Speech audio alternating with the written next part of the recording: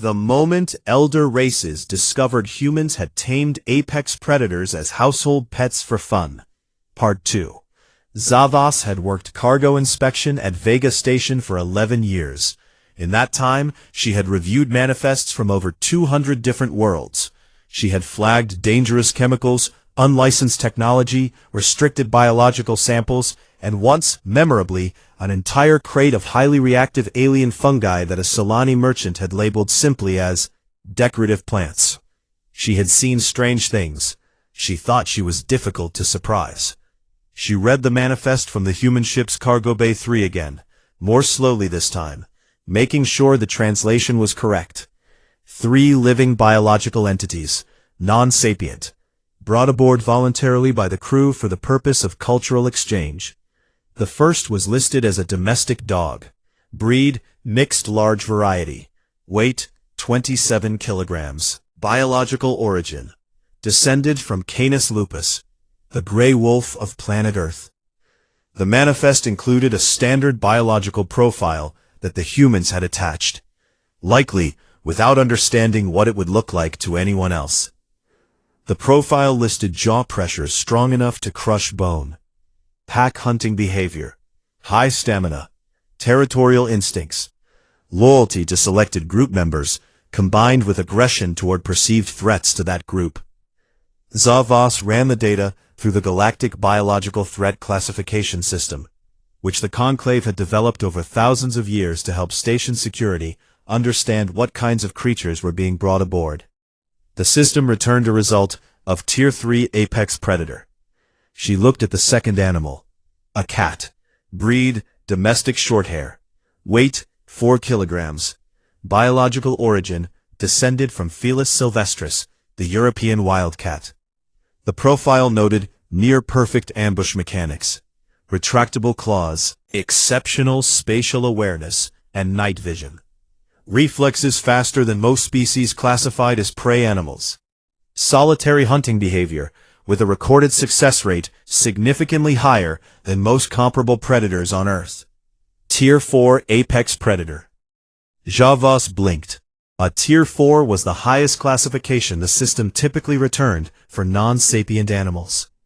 The Galactic Conclave had strict rules about Tier 4 organisms. They were not supposed to be transported between star systems without heavy containment, advance notice, and written approval from at least 3 senior Conclave officials.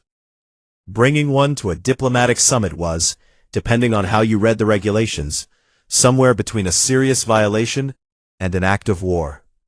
She looked at the third animal, a ferret. Weight, 0.5 kilogram. Biological origin, descended from the European polecat, part of the Mustelidae family. The profile noted that this family of animals was known for hunting prey many times their own size. High aggression relative to body weight. Flexible spine. Exceptional ability to pursue prey into confined spaces. The system returned Tier 2, which on its own would not have been alarming. But together, 3 apex predators of varying classifications brought aboard a diplomatic vessel, listed in the manifest under the heading Companions. That was not normal. That was not normal by any standard in the Galactic Conclave's long history. She contacted the Security Council. The meeting was called within the hour. 8 senior officials gathered in a secure room on the station's inner ring. Zavas presented the manifest data. She displayed the biological profiles on the room's main screen. She walked through each threat classification carefully and professionally, the way she had been trained to do. The room was very quiet when she finished. Ambassador Sul Arak of the Vref, who was attending the meeting as a senior diplomatic observer, studied the data on the screen for a long time. He was not a security official, but he had been in enough conclave meetings over the years to understand threat assessments. His large black eyes moved slowly across the profiles. He said, in his careful, measured way, that this was deeply concerning. He said that if the data was accurate, the humans had arrived at a formal first-contact diplomatic event with 3 untamed killing machines in their cargo hold. The Kailri head of station security, A heavy-built official named Breck Dower said that the word untamed was key. He asked whether there was any evidence of containment structures in the cargo bay. He asked whether the animals were caged, restrained, or sedated. Javas pulled up the cargo bay sensor readings that had come in during docking inspection. The readings showed no cages, no restraints, no sedation. The animals appeared to be moving freely within the cargo space. One of them, the largest, appeared to be lying on its back. Breckdor stared at the sensor image. He said that a Tier 3 and a Tier 4 apex predator were currently loose inside a docked human vessel, and that the humans had brought them there on purpose, and that this was not an accident. No one in the room disagreed with that summary. The Security Council debated for 40 minutes. Some officials argued for immediately quarantining the cargo bay. Others argued for requesting that the humans return the animals to Earth before any diplomatic meetings continued. One junior official suggested, very quietly, that the humans might not fully understand what they had brought, that perhaps their species simply did not have a proper framework for understanding predator classifications. This suggestion was not immediately dismissed, but it was not taken seriously either. The humans had provided detailed biological profiles. They clearly knew what these animals were. They had just chosen to bring them anyway.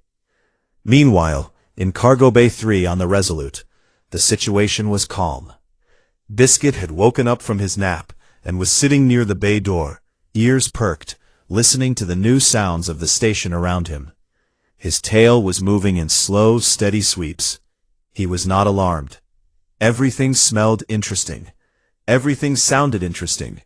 He had eaten well, slept well, and the person he loved most in the world, Carter, had come by an hour ago to refill his water bowl and scratch him behind the ears. Life was good. Lou had found a high shelf near the back of the bay and was sitting on it, watching everything below her with the expression she always wore, which looked like mild judgment, but was actually just how she arranged her face when she was content. Deputy was deeply busy. He had gotten into a supply bag that Carter had accidentally left unclipped and was pulling items out of it one by one, examining each one with great seriousness and then pushing them to the side to examine the next one. He had so far removed 2 energy bar wrappers, a folded piece of paper, 1 bootlace, and a small flashlight, which he had decided was his, and relocated to the far corner of the bay. None of them were thinking about diplomacy. None of them were thinking about the galaxy. Biscuit was thinking about whether Carter was going to come back soon. Lou was thinking about the shelf. Deputy had now found a sock and had made a decision about it. Back in the Security Council room, Breckdor announced that the Council had reached a decision. The security bulkheads between the human docking corridor and the rest of the station were to be quietly reinforced. The Conclave representatives were to be issued personal shield emitters to wear beneath their robes during all meetings with the human delegation. And Commander Owen Daly was to be summoned, first thing in the morning, to explain himself. Sularak agreed. He straightened his robes. He thought about what he was going to say to the human commander. He thought about the right words to express, diplomatically, that bringing apex predators to a formal summit was unacceptable and would not be tolerated. He did not yet know that the human commander was going to look at him and say the animal's name was Biscuit, and that it once cried for 40 minutes because someone left the room. That was still several hours away. For now, the Security Council filed out. The bulkheads were reinforced, and the personal shield emitters were quietly distributed to every senior official on Vega Station. And Biscuit's tail kept wagging. The moment elder races discovered humans had tamed apex predators as household pets for fun. Part 3. Owen got the summons at 6 in the morning, station time. A polite but firm message from the Conclave Administrative Office, asking Commander Daly to report to Meeting Hall 7 at the earliest possible hour. The message said it was a matter of urgent diplomatic importance. It did not say what the matter was. Owen read it twice, finished his coffee, and went to find Nora. He knocked on her cabin door. She answered it quickly, already dressed, notebook in hand, which meant she had been up for a while. He showed her the message. She read it, looked up at him, and said that she had a feeling she knew what this was about. Owen asked her what she meant. She said she had been thinking about the manifest review the night before, and she had started to wonder whether the Conclave's biological classification systems might have flagged the animals. Owen stared at her. She said she probably should have thought about that sooner, and that she was sorry. Owen thought about it for a moment. Then he told her to get ready and come with him. If this was going where he thought it was going, he was going to need someone who could explain things clearly and scientifically, and Nora was the best person he had for that. He also sent a message to Carter, telling him to stay with the animals and make sure they were comfortable, and to please not let Deputy anywhere near any diplomatic materials. Meeting Hall 7 was a serious room. It had a long oval table of dark polished material, high walls and soft lighting that somehow still felt cold. When Owen and Nora arrived, the room was already full. Ambassador Sularak sat at the head of the table, with two Vreth advisors beside him. Breck Door of Kelry Security stood near the wall with his arms crossed. Three other Conclave officials Owen did not yet know by name sat along one side. All of them were wearing their formal robes. All of them, Owen noticed after a moment, were sitting very straight, in the way that people sit when they are trying to appear calm, but are not fully succeeding. Sul Arak gestured for Owen and Nora to sit. He waited until they had. Then he spoke. He said that the Conclave had completed its routine review of the Resolute's cargo manifest, and that certain items listed in Cargo Bay 3 had raised significant concerns. He said that the Galactic Biological Threat Classification System had returned serious results for the 3 living organisms the humans had brought aboard. He pulled up a holographic display in the center of the table. It showed each animal's profile, jaw pressure, hunting instincts, predatory efficiency ratings, threat tier scores. Owen looked at the display. He looked at the threat tier next to Biscuit's profile. He looked at the one next to Lou. He looked at the room full of tense alien officials, some of whom had their hands very close to things on the table that Owen suspected were not writing tools. He took a slow breath. He asked Sularak if he could ask a question before responding. Sularak said yes. Owen asked if the Conclave was saying that his dog was classified as a military threat. Sularak said the Conclave was saying that the organism in question was a documented apex predator of considerable capability, and that bringing it to a diplomatic summit without prior notice was, at minimum, a serious violation of Conclave arrival protocols. Owen nodded slowly. He said the animal's name was Biscuit. He said Biscuit was 4 years old. He said that Biscuit's primary activities were chasing a rubber ball, sleeping on soft surfaces, and greeting people at the door. He said that last month, Biscuit had been left alone in a room for 20 minutes and had cried for the remaining 40 because he missed Carter. The room was very quiet. Owen looked at Sularak. Sularak looked at Owen. The holographic display continued to rotate slowly, showing Biscuit's jaw pressure rating and stamina metrics. Sularak asked if Owen was claiming that the organism did not understand its own predatory capabilities. Owen said he thought Biscuit understood them fine. He just had better things to do with them, like following Carter around the ship and rolling over for stomach rubs. Breck Dower made a sound from the wall. It was not a word. It was the kind of sound a person makes when they are processing something very hard. He asked her, as the scientific member of the human delegation, to provide an explanation of how these animals had come to be on the ship, and what exactly the humans intended by bringing them.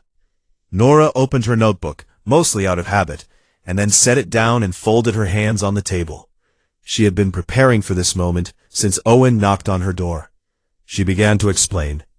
She said that humanity had first begun domesticating wolves approximately 15,000 years ago. She said the process had not been done through force or captivity, but through a slow, mutual relationship over many generations. Early humans and early wolves had, over long periods of time, developed a shared way of living. The wolves that stayed near human camps, that learned to read human behavior, that chose cooperation over fear, those wolves had gradually changed, and humans had changed too, in smaller ways. They had learned to read the moods and signals of an animal, very different from themselves.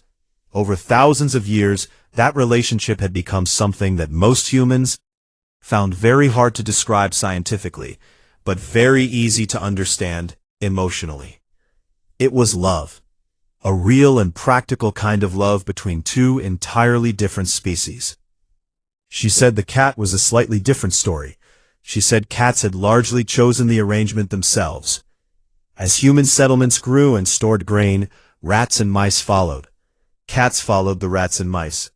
Cats that were tolerant of humans were allowed to stay. Humans who were tolerant of cats kept them. Neither side had really planned it. It had simply happened over thousands of years, until a cat sitting in a human home felt as natural as anything in the world. She showed them footage on her personal display, turning it so the conclave officials could see. A dog running joyfully across a field toward its owner. A cat curled on a human lap, eyes half closed. A child asleep with a large dog pressed against her side. A person in a kitchen talking softly to their cat while making dinner, and the cat talking back in small sounds, as if they were having a real conversation. She showed them a dog in a small costume shaped like a flower, sitting patiently while its owner took photographs. The Kailri delegate, a senior official named Voss Wren, who had not spoken yet, made a sharp clicking sound with his jaw plates. It was, Nora would learn later, the Kailri equivalent of a sharp intake of breath. His biomonitor bracelet lit up briefly. Sul Arak was still watching the footage. He watched a golden retriever lean its entire head against a human's chest, eyes closed, expression utterly peaceful. He watched the human wrap both arms around the dog and press their face into its fur. He said very carefully that these creatures had the physical capability to seriously harm a human being. Nora said yes, technically they did. He said that the humans were aware of this. She said yes, absolutely. He asked why the humans were not afraid of them. Nora thought about that for a moment. It was a genuinely interesting question, and she wanted to answer it properly. She said that fear had been the first reaction, a very long time ago. She said that early humans had been afraid of wolves, but at some point, something had shifted. Some humans had looked at these dangerous animals and had chosen, instead of fear, to be curious, to be patient, to try. And that decision, made by people whose names no one remembered anymore, had changed everything.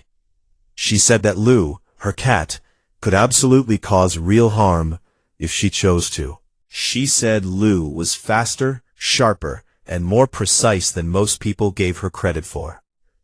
But Lou sat on her lap every night. Lou slept at the foot of her bed. Lou had chosen to be there every day for 6 years. The room was silent for a long time after that. The holographic display still rotated, showing tier ratings and threat assessments that now felt almost ridiculous against the backdrop of the footage they had just watched. The Duran elder, who had been sitting at the far end of the table so quietly that Owen had almost forgotten he was there, spoke for the first time. He asked one question.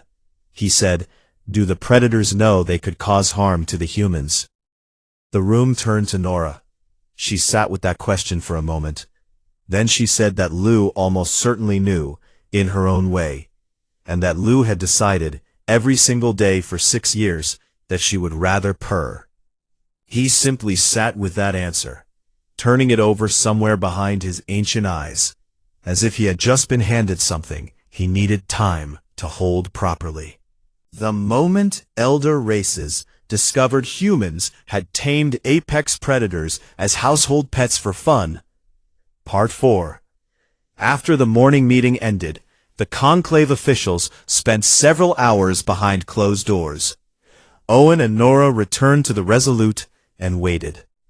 Carter was in the cargo bay, sitting on the floor with Biscuit's head in his lap, scratching the dog slowly behind one ear. Deputy was asleep inside Carter's jacket pocket, which was a thing Deputy did sometimes without asking. Lou was on her shelf, watching the ceiling with the focus of someone who had found something very interesting up there, though there was nothing up there at all. Owen told Carter what had happened in the meeting. Carter listened without interrupting, which was unusual for him. When Owen finished, Carter was quiet for a moment. Then, he said that he was sorry, that he had not thought it would go this way, and that if it was causing problems, he could find a way to send the animals home. Owen told him not to worry about it. He said the meeting had been tense, but that Nora had handled it well. He said he had a feeling things were going to shift before the day was over, and he wanted to wait and see. He was right. The message came in the early afternoon. It was from Ambassador Sularak's office, and it was worded very carefully in the polite, formal language that Vreth officials always used. It said that after discussion, the conclave was prepared to accept a proposal put forward by Commander Daly during the morning session. Owen looked at Nora. He had not actually put forward a proposal during the morning session. Nora said that it appeared the conclave had decided to credit him with suggesting something they had decided themselves, which was how Vreth diplomacy often worked, when they wanted something, but did not want to admit they wanted it. The proposal, as written by Sularak's office, was for a supervised observation session in which the human delegation would introduce the three animals to willing representatives in a controlled lounge space. The session would be optional. Representatives who did not wish to attend could decline without judgment. Standard safety measures would be in place. Owen replied that the humans accepted. He then went and told Carter to make sure Biscuit was brushed, because they were going to meet some aliens. Carter brushed Biscuit. Biscuit was very cooperative about this, and sat still the entire time, which he did not normally do at home. Then Carter picked up Deputy and tucked him under one arm, and picked up Lou's carrier with the other hand, and all three of them followed Owen down the ramp. The observation lounge was a wide, open room with soft flooring and a long, transparent wall that separated it from a viewing area outside. When Owen and his team arrived, most of the seats in the viewing area were filled. Word had apparently gotten around the station. Cavalry officers, who had been deeply skeptical the night before, were now standing along the wall of the viewing area, arms crossed, watching. A cluster of Solani diplomats were pressed close to the transparent barrier. Even some of the station's regular crew members, from various species, had found reasons to be in or near the lounge. On the inside of the room, the attendance was smaller. Two junior Vreth advisors stood near the entrance, looking uncertain. Voss Wren, the Cavalry delegate who had made the sharp clicking sound in the meeting, stood to one side with his arms firmly crossed and his weight shifted back slightly, which was the Cavalry way of saying they were present, but not fully committed. The Duran elder was already in the room. He was sitting in a wide chair near the center of the space, hands resting on his knees. He was very old. He looked it. His skin was a deep gray-brown, layered and heavily lined, like the bark of a tree that had been standing for a very long time. His eyes were small and deeply set.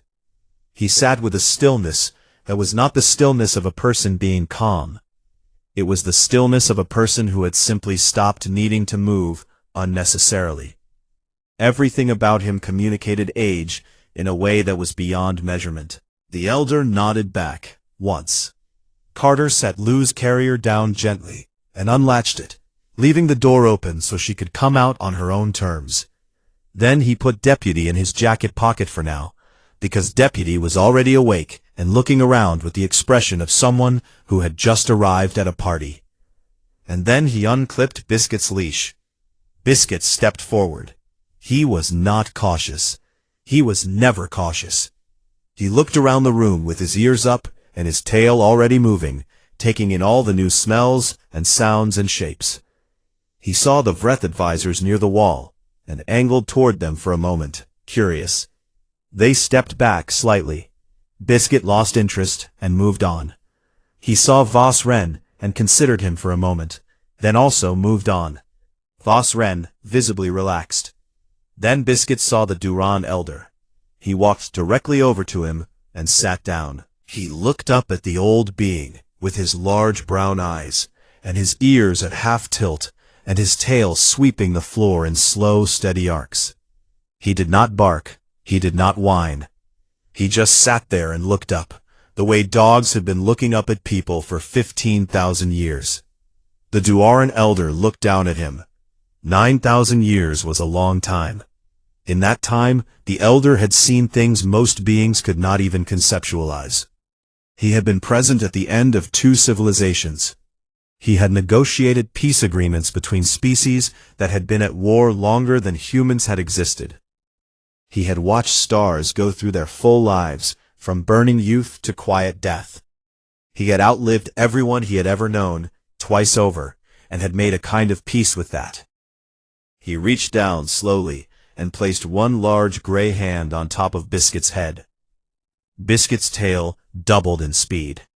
The elder was still. Then he made a sound that the translator on Owen's earpiece could not process. It was low and slow and not quite a word. It was the sound of someone arriving somewhere they had not expected to be. He said quietly that this creature felt no fear, no cunning, no agenda. He said he had not encountered something that uncomplicated in a very long time. He said it felt like standing near something clean. Owen, watching from across the room, said nothing. He just watched. Then Lou came out of her carrier. She took her time, as she always did.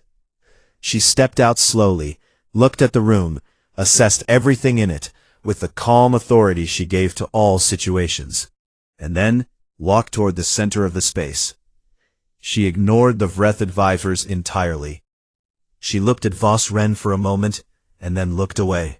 She walked toward the Duran elder's chair, stepped up onto the armrest with no hesitation, looked at his face for a long moment from very close range, and then stepped directly onto his lap, and sat down. The 2 Vreth advisors made sounds. Several people in the viewing area outside pressed closer to the transparent wall. Voss Ren's hand moved to the device on his belt. The elder held up one hand, slowly. Everyone stopped. Lou settled herself. She tucked her front paws under her chest, her eyes half closed. After a moment, the room was quiet enough that people could hear it, a low, steady sound of her purring. The elder looked down at her for a long time. His hand moved slowly to rest against her side. She did not move away. He said that she had chosen to trust him. He said he was aware of what she was. He said he found it remarkable that something capable of causing harm had instead chosen to sit still and be warm. No one in the room said anything. Then Deputy launched himself out of Carter's jacket pocket. He had been waiting long enough. He landed on the floor, bounced once, and immediately began running in a wide, energetic circle. He found the hem of Ambassador Sularak's ceremonial sash, which the ambassador had worn to observe from inside the room, and in less than 4 seconds had identified something shiny in the inner fold of it. He went after it with complete commitment. Sularak froze. He stood completely rigid, arms lifted slightly from his sides, looking down at the small, pale creature currently burrowing into his robes. Carter ran over, apologizing in a steady stream of words that showed he had a lot of practice apologizing. He grabbed for Deputy, who evaded him twice, found the shiny object, which turned out to be a decorative ceremonial pin, gripped it in both small hands, and refused to release it. Carter looked at Owen. Owen looked at Carter. Nora pressed her hand over her mouth. Sularak said, in a very careful voice, that the creature had taken something from him. Carter said yes, he was sorry. Deputy did this, He was working on it, if the ambassador could just hold still for one more second.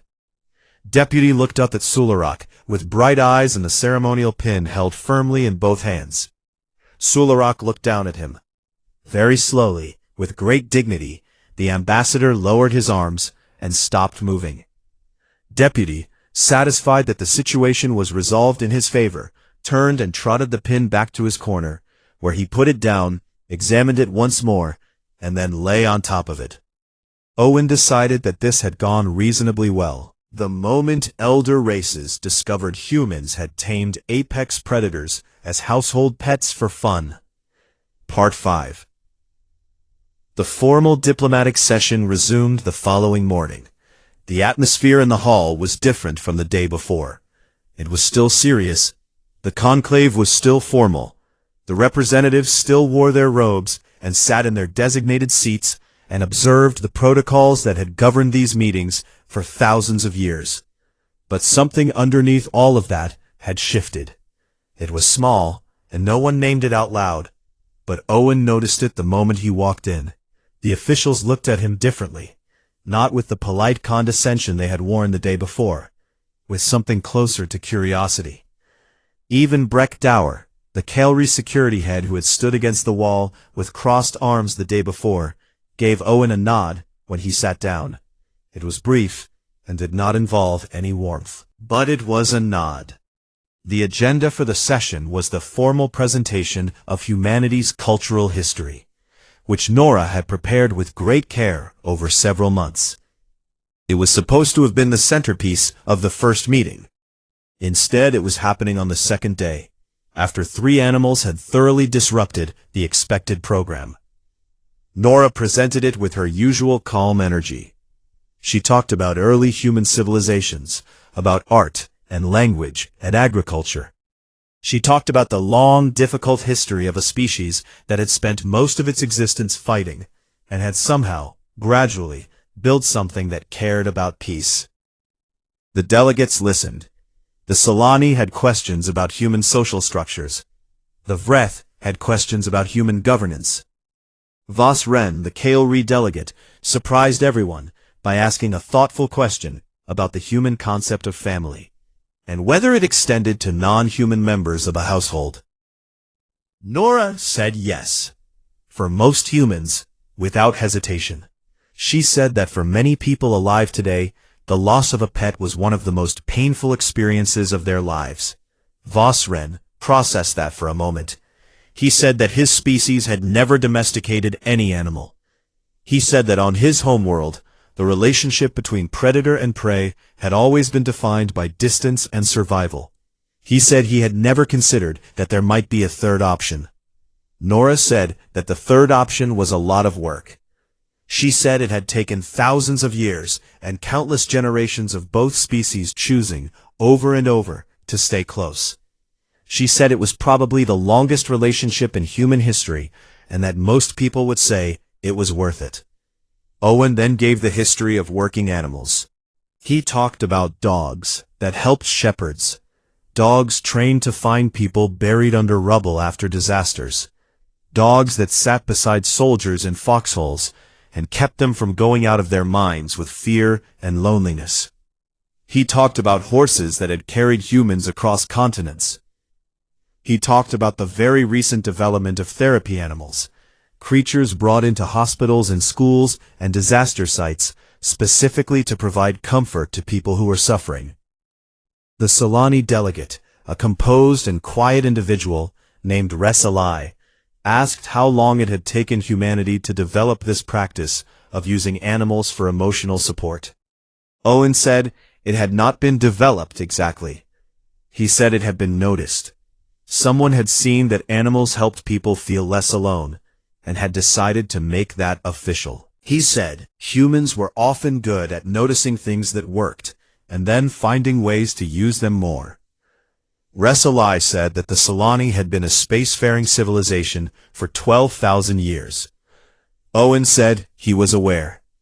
Resalai said that in 12,000 years, the Solani had never once brought a creature from their homeworld aboard a diplomatic vessel because it made people feel better.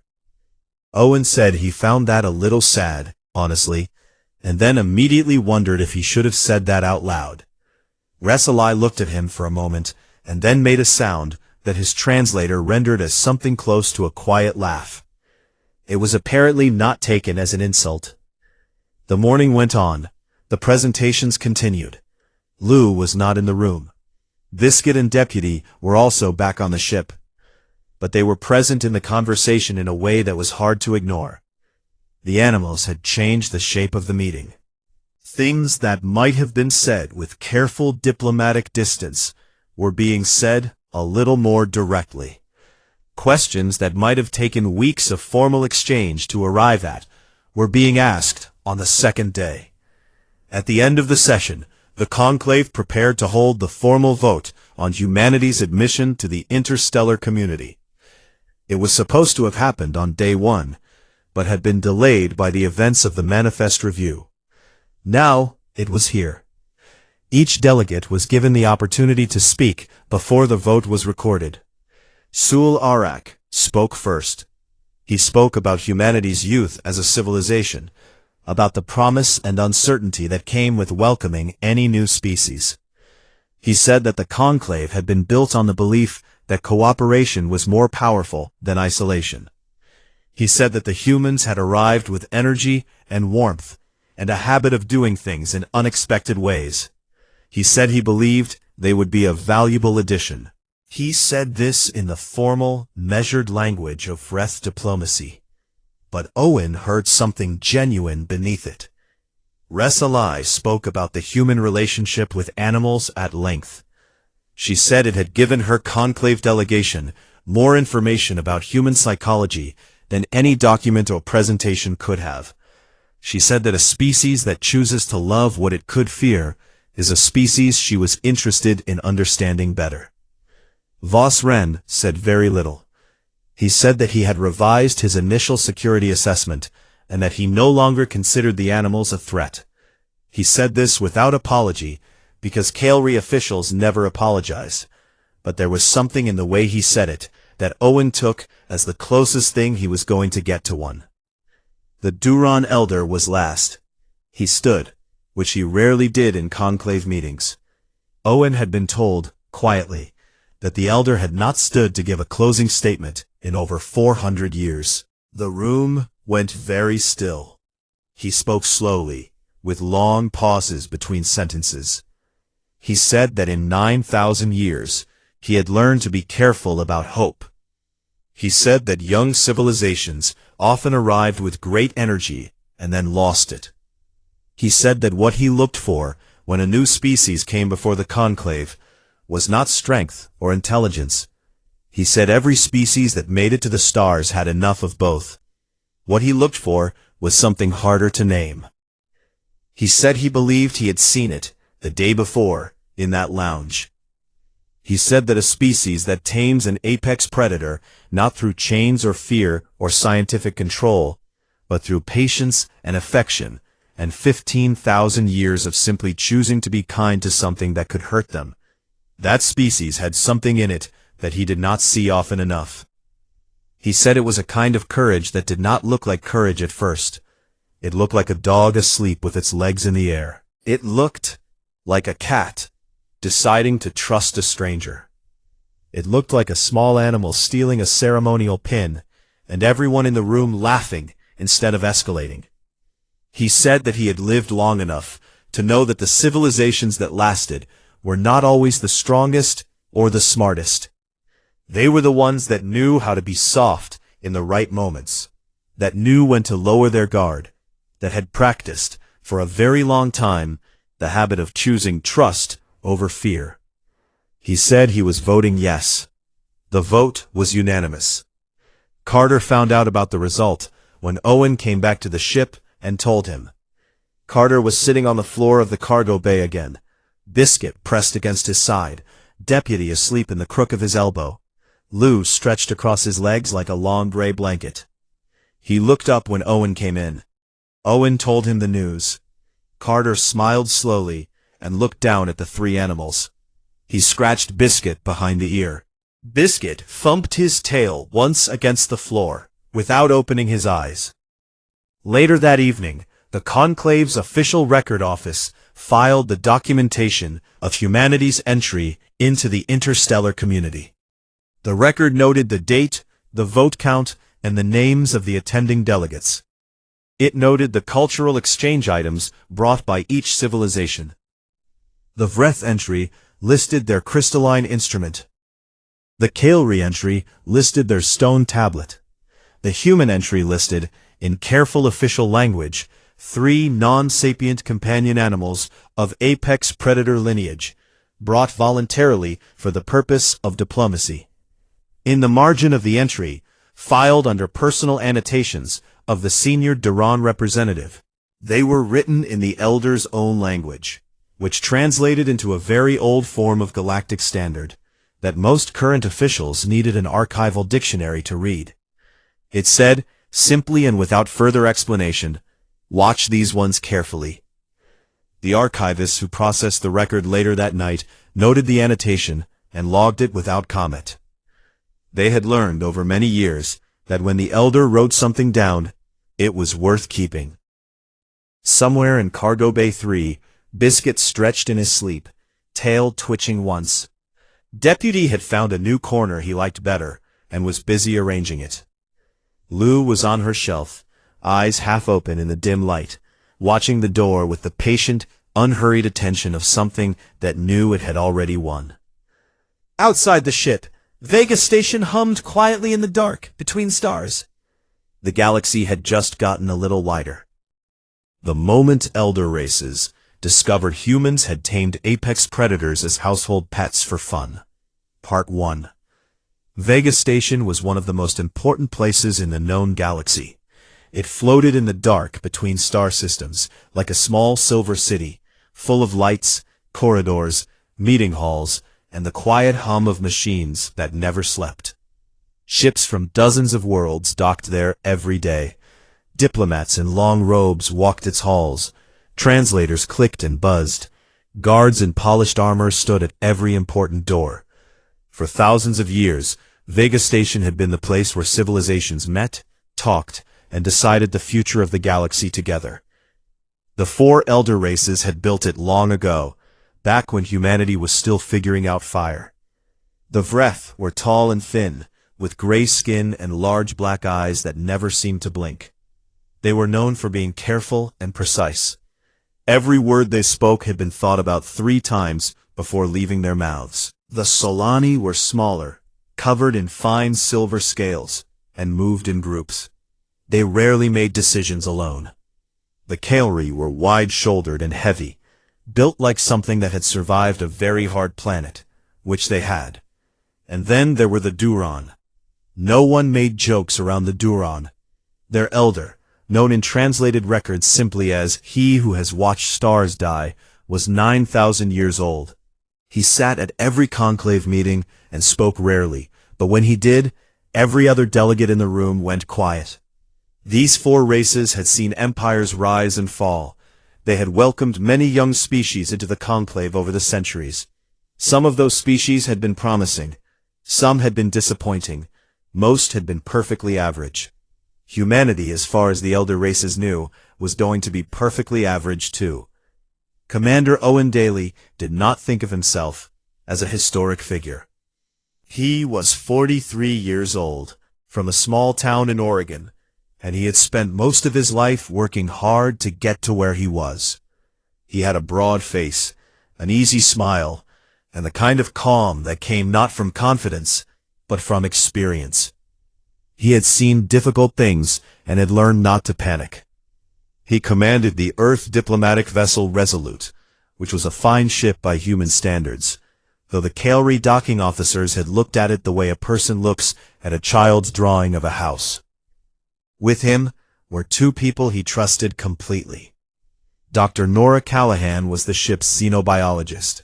She was sharp, curious, and had a habit of getting excited about things that other people found alarming. She had short red hair, ink stains on her fingers from the notebooks she still carried everywhere, and a laugh that came out of her before she could stop it. She had studied alien life for 15 years and had never once lost her sense of wonder about it. Lieutenant Carter Flynn was 26, lean and from a small town in rural Montana. He was the ship's logistics coordinator, which meant he made sure everything was in the right place at the right time. He was good at his job.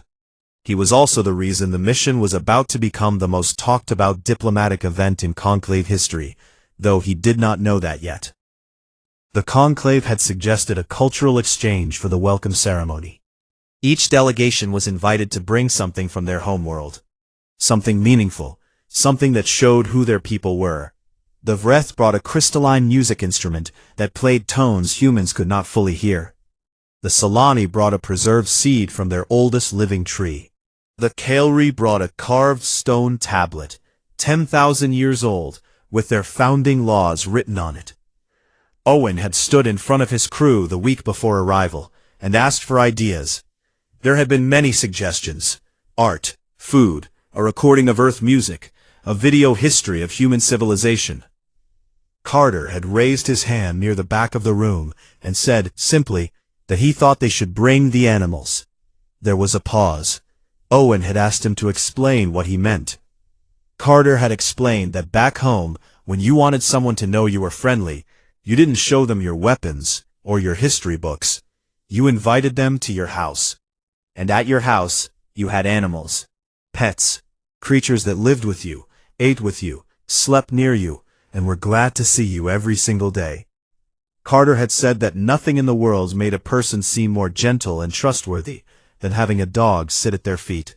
She said it was actually a brilliant idea from a xenodiplomatic standpoint.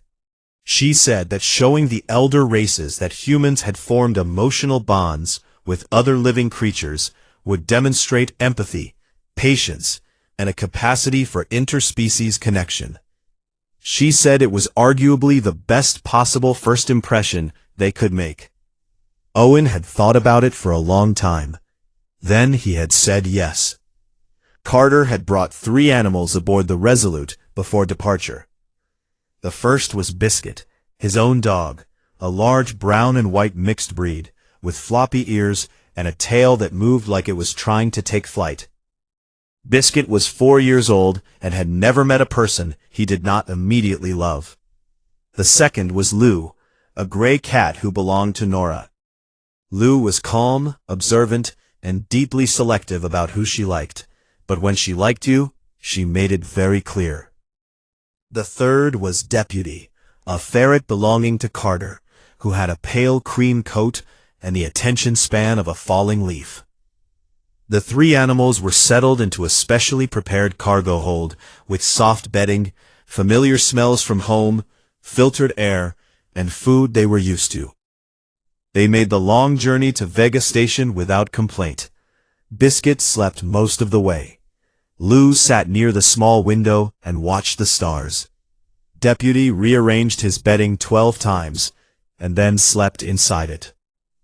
When the Resolute docked at Vega Station, the welcome was formal and polite. Owen and his team dressed in their best uniforms and walked down the ship's ramp to meet the waiting Conclave representatives. Banners in 6 different alien scripts lined the hall. Music from 3 different worlds played softly. Ambassador Sul Arak of the Vreth stepped forward and gave a speech about the long tradition of welcoming new civilizations and the hope that humanity would prove to be a worthy addition to the community of stars. Owen thanked him warmly and said that the humans were honored to be there. No one mentioned the cargo hold yet. No one mentioned the 3 animals sleeping quietly aboard the ship, waiting to meet the galaxy. But the cargo manifest had already been submitted to Kaelri Station officials for standard review, as required by Conclave law. A Kaelri inspector named Javos was at that moment sitting at her desk, reading through it with the slow, methodical attention that her people gave to everything. She reached the section listing the biological contents of Cargo Bay 3. She read it once. She read it again. She sat very still for a moment. Then she reached for the emergency communication panel and requested an urgent meeting with the Conclave Security Council. Down in Cargo Bay 3, Biscuit was dreaming about something that made his legs twitch. Lou was cleaning her ears. Deputy had found a loose thread on his blanket and was working on it with great focus. None of them had any idea that in about 6 hours they were going to accidentally terrify the 4 oldest civilizations in the known galaxy.